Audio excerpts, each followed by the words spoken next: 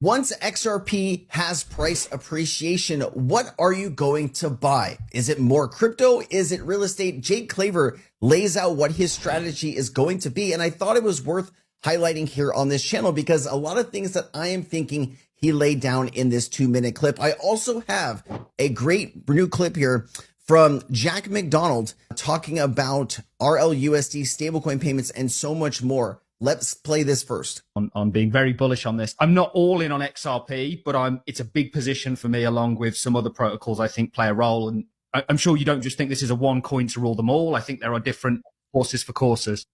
I'll diversify post price appreciation.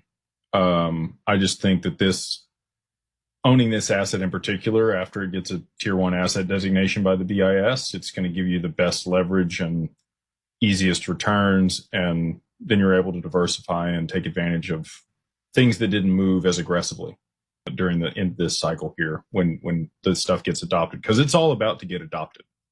That's going to be the Cambrian explosion, is when we see the implementation of these protocols at scale. And like you said, some of these protocols end up being the base layer or foundation for global commerce. And if you're invested in those networks, you're going to do extremely well. And I want to circle back on the Nostro Vostro problem that you pointed out just a moment ago.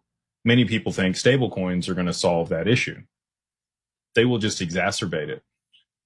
Banks don't want to hold the counterparty's currency. And if each bank's issuing their own stablecoin, JP Morgan doesn't want to hold Bank of America's stablecoin or Citi's stablecoin. They want to use theirs. They're self-incentivized to do so. So you need an intermediary. You need a DEX that value can flow through and settle to the counterparty in whatever currency they want to receive on the other side of the transaction.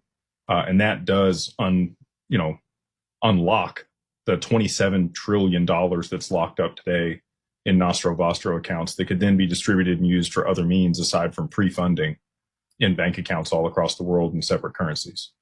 Yeah. I have heard of XRP and its adoption being a kind of catalyst for a global economic boom because of the efficiencies unlocks that it may bring. And then we did speak earlier about how this world that we're moving towards is a very different one. From a market point of view, I think XRP is one thing in conjunction with AI and probably a number of other things that's going to potentially enable all of that. All right, let's keep it going here. Here is the new Jack McDonald clip. And it's a pretty decently long one, so I'll pause it and give you additional context when I need to. Let's just jump right into it. Jack McDonald is the SVP of Stablecoins Ripple. I'll let him do a quick intro of himself. But he also is a San Francisco guy. Glad to have EDS in San Francisco. I know.